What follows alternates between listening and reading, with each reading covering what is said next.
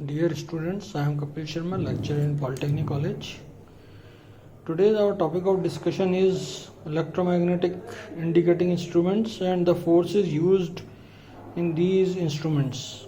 Actually, how the instrument is operated, it can be explained in this topic. There are three types of operating forces in this electromechanical type indicating instruments. Number one is deflecting force, another is controlling force, and the third one is damping force. Deflecting force, as usual, the deflecting force is the force, as we know that the deflecting force or the operating force is required to move the pointer from zero position. मतलब जो force आपके pointer को zero position से move करेगी वो deflecting force कहलाएगी. जैसे आप करंट मेजर करना चाहते हैं तो एमीटर में जो करंट आपका फ्लो करेगा दैट इज डिफ्लेक्टिंग फोर्स. किसी भी इंस्ट्रूमेंट में जैसे आप वोल्टेज मेजर करना चाहते हैं तो voltage is the deflecting force. Now the next one is controlling force. Controlling force is the balancing force. Basically the force is required in an indicating instruments in order that the current produced deflecting of the pointer proportional to its magnitude. Means जैसे आप कहीं पर कोई सामान खरीदते हैं और उसको वेट करते हैं तो कंट्रोलिंग फोर्स तो जो सामान का वेट है और जो सामान का वेट जो है वो तराजू में जो रखा जाता है सामान आपका वो तो हो जाता है डिफ्लेक्टिंग फोर्स, और जो काउंटर वेट रखा जाता है दैट इज़ कंट्रोलिंग फोर्स. मतलब उसके काउंटर बैलेंस में जो फोर्स लगाया जाता है, जैसे तराजू में 1 kg वजन नापना है तो ये 1 kg का जो बाट है वो तो हो जाएगा आपका कंट्रोलिंग फोर्स, और जो सामान आपने रखा है दैट इज़ डिफ्लेक्टिंग फोर्स. जब उन दोनों का मैग्नीट्यूड बराबर होगा तो आपका जो बैलेंस है वो तराजू का बैलेंस कांस्टेंट हो जाएगा, तो आपको वजन पता चल जाता है किसी भी चीज़ का कितना वजन है. कंट्रोलिंग फोर्स अगर डिफ्लेक्टिंग फोर्स के बराबर हो जाती है तो एक्चुअली जो पॉइंटर है वो अपनी एक्चुअल मैग्नीट्यूड को शो कर देता है. This is the main principal.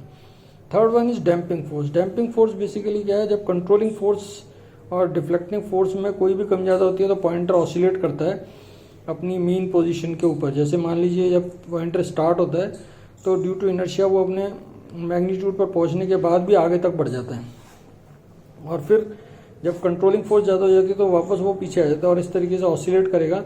तो उस ऑसिलेशन को अवॉइड करने के लिए डैम्पिंग फोर्स लगाई जाती है. इसके लिए वेरियस मेथड्स हैं यूजुअली जो यूज़ किए जाते हैं.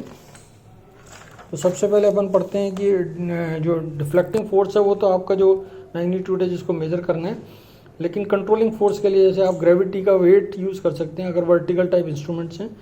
तो जैसे यहाँ पर ये कंट्रोलिंग वेट्स लगा दिया है और ये बैलेंसिंग वेट है, इन तीनों का बैलेंस करके बराबर वेट लगाया है. तो जब कोई भी डिफ्लेक्टिंग फोर्स इस पॉइंटर को मूव करेगी तो ये वेट ऊपर की तरफ लिफ्ट होगा और वो एक कंट्रोलिंग फोर्स का काम करेगा. ये नॉर्मली वर्टिकल टाइप इंस्ट्रूमेंट्स में होता है. अब अगर वर्टिकल टाइप इंस्ट्रूमेंट्स नहीं है तो फिर अनदर टाइप ऑफ इंस्ट्रूमेंट्स जो आपके हॉरिजेंटल टाइप में रखे रहते हैं हॉरिजेंटल प्लेस पे, तो उसके लिए आप स्प्रिंग यूज़ कर सकते हैं. जैसा कि ये इंडिकेटर में शो किया हुआ है, इंडिकेटर में एक स्प्रिंग लगी हुई है. डिफ्लेक्टिंग फोर्स जब इस पॉइंटर को मूव करेगी तो स्प्रिंग टेंशन प्रोड्यूस करेगा और कंट्रोलिंग फोर्स प्रोवाइड करेगा.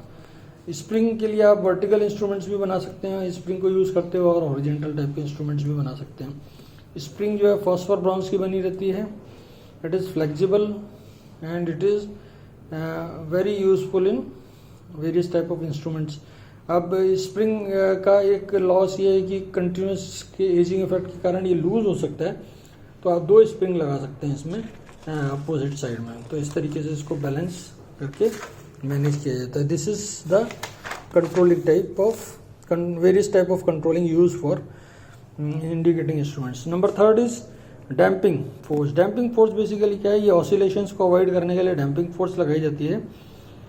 डैम्पिंग फोर्स के लिए ये आपका डायग्राम है, इसमें दिखाया हुआ है जैसे कोई भी ये इनपुट है तो डैम्पिंग फोर्स अगर आपने कम लगाई है तो कोई भी सिस्टम धीरे धीरे ऑसिलेट होकर सेटल हो जाता है. डैम्पिंग फोर्स क्रिटिकल लगा देते हैं आप तो फिर ये इस तरीके से थोड़ा टाइम ज़्यादा लेता है और इंस्ट्रूमेंट अपने इंडिकेटर की तरफ जो मैग्नीट्यूड है उसकी तरफ जाके स्टडी हो जाता है. और ज़्यादा डैम्पिंग लगा दी तो बहुत देर लगाएगा और वो अपनी फाइनल पोजीशन में पहुंचने के लिए. तो अंडर डैम्प्ड सिस्टम सबसे बढ़िया सिस्टम है कंट्रोल सिस्टम में, जो कि यूज़ किया जाता है, जिसमें डैम्पिंग रेशो 1 से कम रखा जाता है, जिसमें क्या इमीडिएटली वो अपने मैग्नीट्यूड तक पहुंच जाता है, उसके बाद वो डैम्प्ड आउट होके एक्चुअल पोजीशन को शो कर देता है। डैम्पिंग फोर्स कई तरीके से आप लगा सकते हैं, जैसे एयर फ्रिक्शन डैम्पिंग। यहाँ पर ये देखिए, ये पॉइंटर है, यहाँ पर एक ये पिस्टन एंड सिलेंडर लगा दिया, इसके अंदर एयर भरी रहती है। जब ये पॉइंटर मूव करेगा तो ये पिस्टन नीचे की तरफ मूव करेगा और एयर के फ्रिक्शन के कारण डैम्पिंग मीन्स ऑसिलेशन को अवॉइड करेगा। इसी तरीके से यहाँ पर एक वेन लगा दी, एक चैम्बर है एयर का, उसके अंदर ये जब ये मूव करता है तो एक डैम्पिंग फोर्स प्रोड्यूस करता है। इसी वजह से लिक्विड में ये वेन्स लगा दीजिए, लिक्विड के ऊपर ये पॉइंटर रहता है, जैसे यहाँ पे शो किया हुआ है। तो ये जब ये इधर मूवमेंट करेगा, फ्लूइड में कोई भी वेन्स मूव करेंगी तो वो अगेन आपका एक डैम्पिंग फोर्स प्रोड्यूस करेंगी। इस तरीके से एडी करंट डैम्पिंग और डिफरेंट टाइप ऑफ डैम्पिंग्स भी यूज़ करते हैं। These about the damping forces, all about the damping forces. और डैम्पिंग फोर्सेज ऑसिलेशन को अवॉइड करने का काम आती हैं। This is all about the damping forces. Thank you very much.